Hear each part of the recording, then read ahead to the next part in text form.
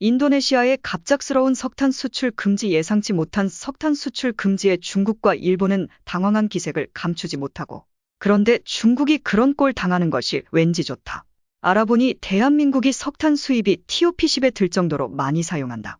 분명 인도네시아의 석탄을 많이 사용하고 있을 테니 대한민국도 피해가 있을 것이다. 이래서 수입이 무서운 것 같다. 수출해주는 나라가 독한 마음 먹고 수출 안 해주면 피해가 크기 때문이다. 인도네시아 정부를 향해 석탄을 풀어달라며 바짓가랑이를 잡고 있는데요.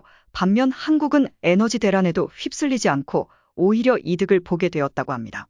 인도네시아 덕분에 강원도 탄광도시가 대박을 맞이하게 되었다고 하는데요. 대체 어떻게 된 일인지 지금부터 관련된 내용에 대해 자세히 설명해 드리겠습니다. 세계의 절반 이상을 차지하며 잘 나갔던 유럽 국가들은 러시아가 천연가스 밸브를 잠근 직후 추위에 떨어 불도 못 켜는 상황이 되었으며, GDP 2위로 상승하며 미국과 패권 경쟁을 벌이려던 중국은 호주와의 갈등으로 인해 석탄 수급이 어렵게 되자 석탄을 포함한 화석연료 공급이 부족해져 자원을 구걸하며 다니는 등 2020년대에 들어 가장 중요한 것이 무엇인지 일깨워줬습니다. 자원을 쥐고 있는 국가가 21세기 최강대국이 될 수 있으며 자원을 관리하는 것으로 충분히 영향력을 행사할 수 있다는 것을 말이죠. 각 국은 이제 자원의 중요성을 깨닫고 자신이 소유한 자원을 관리하기 시작했습니다. 자원 민족주의라는 말이 돌 정도로 자원 보유국들은 자원 수출에 민감해졌죠.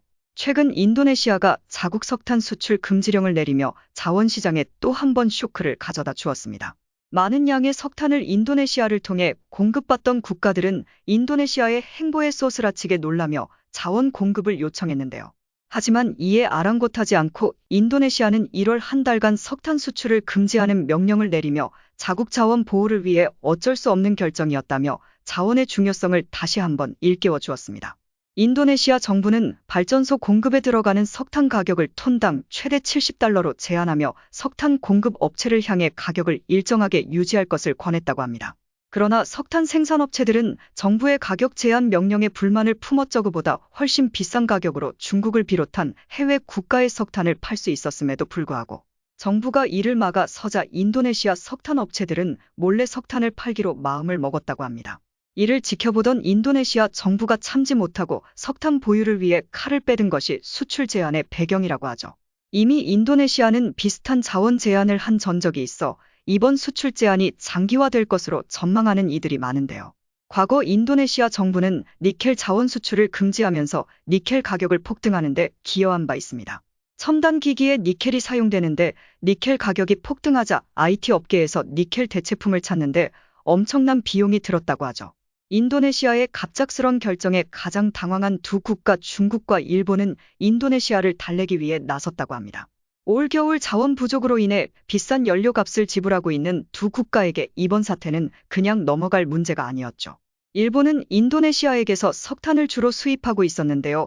인도네시아 석탄 수출량 6억 톤을 기준으로 일본은 14.1%를 수입 석탄 수급에 있어 상당 부분을 인도네시아에 의존하고 있는 것을 알 수 있습니다. 현재 인도네시아 주재 일본 대사는 인도네시아 정부를 향해 강한 규탄을 하며 매월 200만 톤의 석탄을 인도네시아에게서 수입하는데 이를 대체할 수입선도 거의 없는 상태라며 이는 일본 경제를 옥죄는 일이라고 하는데요. 국민 일상까지 미칠 수 있는 이번 수출 금지를 풀어달라며 애걸하고 있습니다.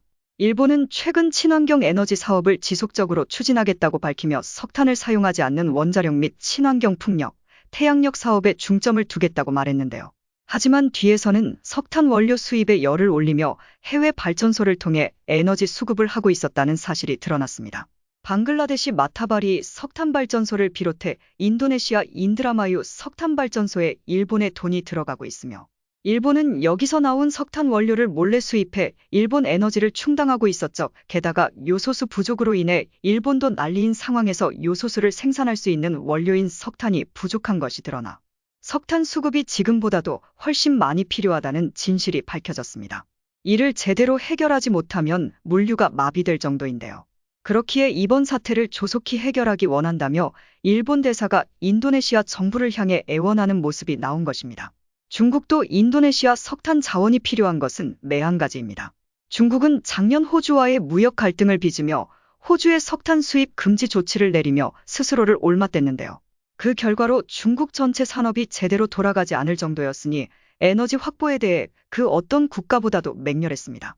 인도네시아 석탄은 호주에게서 수입할 수 없는 석탄이라 상당 부분을 보충할 수 있는 중요한 자원으로 중국의 아킬레스건이라 할 수 있죠. 그런데 이 자원을 수입할 수 없게 되면서 중국 산업이 또 한 번 위기를 맞게 되었습니다.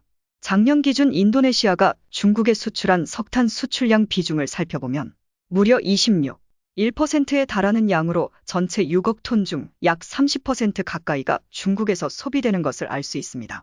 중국 대사가 인도네시아 고위 관료들을 직접 만나며 자원 외교에 나섰죠. 인도네시아는 자국의 급한 사정을 이유로 중국 대사를 거부하면서 자원이 급한 나라들을 대상으로 저울질에 들어갔습니다.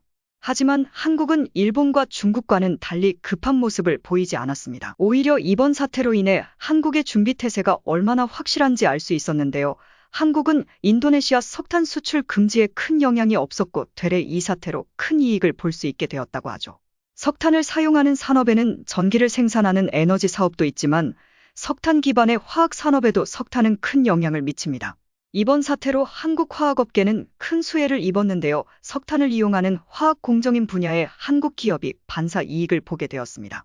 폴리어마 비닐 PVC을 생산하는 한화솔루션과 LG화학의 경우 석탄 부족으로 곤란한 상황인 중국을 제치고 PVC 생산에 박차를 가해 지배적인 시장 위치에 중국 업체를 제치고 생산량 1위를 거머쥘 수 있게 되었습니다.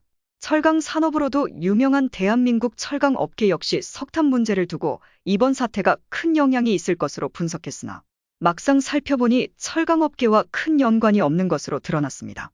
인도네시아 수출 금지가 오히려 이들에게 기회가 되었다고 하죠. 포스코와 현대제철 등 철강 대표 업체는 철강 제조에 사용되는 역청탄이 수입 금지가 된 것이 아니라 발전용 석탄으로 사용되는 아역청탄과 갈탄이 수출 금지가 된 것으로 드러나 철강 제조 스케줄에는 이상이 없을 것으로 바라봤습니다. 오히려 한국에게 큰 기회가 열렸는데요. 최근까지만 하더라도 한국에게 있어 석탄 산업은 사양 산업이었습니다. 현재 운영되고 있는 석탄 광산은 총 4군데로 태백과 삼척, 전라도 화순군에 위치한 곳이 명맥을 이어갔습니다. 특히 현재도 많은 이들이 석탄을 캐고 있다는 장성광업소의 경우 석탄 수요의 부족과 친환경 에너지 바람 때문에 2024년까지 폐광해야 한다는 소리가 나올 만큼 위기에 봉착해 있었습니다. 그런데 이번 인도네시아 석탄 수출 금지 사태가 호재로 작용하면서 에너지 주권에 대한 인식과 아직까지도 석탄을 가지고 있어야 한다는 우려가 겹쳐 한국 광산 산업에 대한 투자가 필요하다는 여론이 생겨났습니다. 석탄 수입을 늘리고 현재 관리 중인 광업소를 잘 유지해야 할 필요성이 생긴 것이죠. 과거 2030년까지 장성광업소를 비롯한 석탄 광산들을 차례대로 폐광. 이를 관광자원으로 새로 사용하거나 새로운 형태로 산업 인력을 돌린다는 계획을 세웠는데 이 계획이 순식간에 아무런 소용이 없게 된 것입니다. 이에 더 나아가 신규 수요까지 확보하면서 태백을 비롯한 광산에서 캐는 석탄을 외국으로 수출할 수 있는 길이 열렸는데요. 가장 중요한 수출처인 중국을 대상으로 한국 석탄을 수출할 길이 열린 것입니다. 소문이 퍼지면서 강원도 정선에는 많은 사람이 몰리며 한국 석탄 값이 수백 배나 상승했다고 합니다. 불가능이라 여겼던 한국 석탄이 초대박을 맞이하게 된 것이죠. 그 기간 동안 한국 석탄을 중국이 소비할 수 있어 광업에 종사하는 이들이 계속해서 자신의 생업을 이어갈 수 있게 되었습니다. 에너지 주권을 챙기면서 신규 수출 장소까지 마련하면서 이제까지 암울했던 강원도 광산 도시들은 새로운 활력을 얻게 되었습니다. 아직 석탄의 시대는 끝나지 않았던 것입니다. 인도네시아 정부는 현재 수출 금지된 상황을 해소하고 이를 다시 재개할 시점을 잡는 것에 초점이 맞춰져 있는 것으로 알려졌습니다. 중국과 일본의 등살에 못 이겨 인도네시아 정부가 수출을 결심한 것으로 전해졌는데요. 하지만 이것도 잠정 예측일 뿐 인도네시아가 이를 거부한다면 사정은 달라질 수 있죠. 과거 필리핀이 한국보다 더 잘 살았을 무렵 필리핀은 자신의 부를 과신하면서 성급하게 국가 자산을 민영화했습니다. 이 시기를 놓치지 않고 중국 정부는 필리핀 전 국송전 회사 NGCP 지분을 사들여 40%를 중국이 차지해 최대 주주가 되었습니다. 필리핀 전력회사를 중국이 삼키면서 에너지 주권이 중국으로 넘어가자 필리핀은 그 순간 중국이 시키는 대로 할 수밖에 없는 꼭두각시가 되었습니다. 그래서 필리핀 정부는 중국의 위협에 제대로 대응하지 못하는 모습을 보이며 때로는 비굴할 정도로 중국 비위를 맞추는 신세로 전락하게 되었습니다. 에너지 주권이 얼마나 중요한지 알 수 있는 대목이라 할 수 있죠.